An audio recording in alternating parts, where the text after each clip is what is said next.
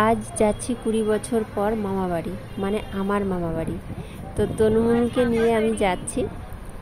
এখানে আড়ংঘাটা নেমেছি, নেমে টোটোতে করে যাচ্ছি। তো এত বৃষ্টি হয়েছে না আজকে, অসম্ভব বৃষ্টি হয়েছে। তারপর চলে এসেছি মামা বাড়ি। মামা বাড়ি এসে দেখেছি এটা হচ্ছে একটা কাঠবেড়ালি পুষেছে আমার এক ভাইয়ের ছেলে। তো সেটা নিয়ে তনুমনু খুব খেলা করছে আর ওদের ভীষণ ভালো লাগছে। ওখানে বসে আড্ডা মারছে ওরা ওকে নিয়ে। ওরা না ওই মানে কাঠবিড়ালিটা না গাছে যায় না। আর এ দেখো আমার মামি, এটা তো মামির এখন অনেক বয়স হয়ে গেছে। যাই হোক, 20 বছর পর যে এসে এখানে চিনতে পেরেছি সেটাই। তারপর আসার পরে যে কি করবে ওরা বুঝতেই পারছে না। তালশাঁস একবার কেটে দিচ্ছে, তারপর মুড়ি মাখিয়ে দিচ্ছে, তারপর মানে কি খাওয়াবে আর কি করবে। এটা হচ্ছে আমার দাদার ছেলে।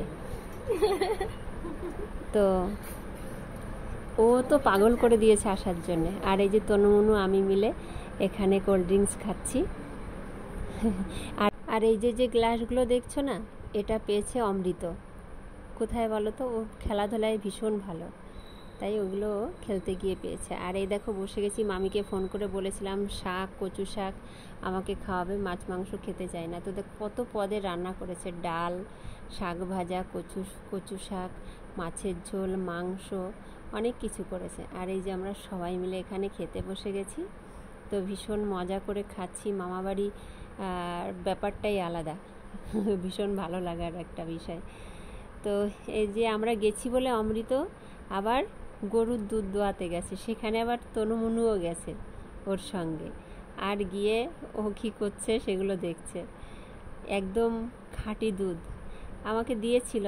এটা নিয়ে আমি হচ্ছে দই পাতিয়েছিলাম, ভীষণ টেস্ট হয়েছিল দইটা। আর এত সুন্দর বসেছিল না, এই যে গরুর সঙ্গে খেলা করতে শুরু করে দিয়েছে তনুমনু, দুজনে খাওয়াচ্ছে। যাই হোক, তারপর এত কিছু করে আমরা চলে গেলাম একটু মাঠের দিকে ঘোরাঘুরি করতে। মাঠের দিকে যাব আর কি, এই যে বেরিয়ে পড়েছি। তো আর দেখো সূর্যটা এখন অস্ত যাচ্ছে, এত সুন্দর লাগছে না পরিবেশটা। কতদিন পরে এসেছি। এইসব রাস্তাঘাট আমার চেনা ছিল ছোটোবেলায়, এখন অনেকটা ভুলে গেছি। তো এই যে সব মানে মেঠো পথ দিয়ে হাঁটছি, খুব সুন্দর লাগছে। আর এখানের মানে জমিগুলোতে এত সুন্দর চাষবাস হয় না, সব কিছু চাষ হয়, তোমার বাদাম থেকে শুরু করে সব A to Z। তো তনুমনুর ভীষণ ভালো লাগছে এখানে, আর বারবার বলছে মা আবার আসবো। এটা বাদাম ক্ষেত, দেখো কি সুন্দর হয়েছে। আর সূর্যটা অস্ত চলে যাচ্ছে, ভালো করে মুখগুলো দেখা যাচ্ছে না।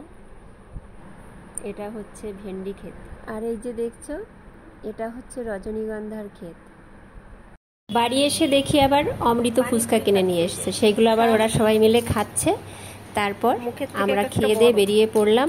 আজকের ভিডিও আমার এই পর্যন্তই। তোমরা সুস্থ থেকো, ভালো থেকো, টাটা।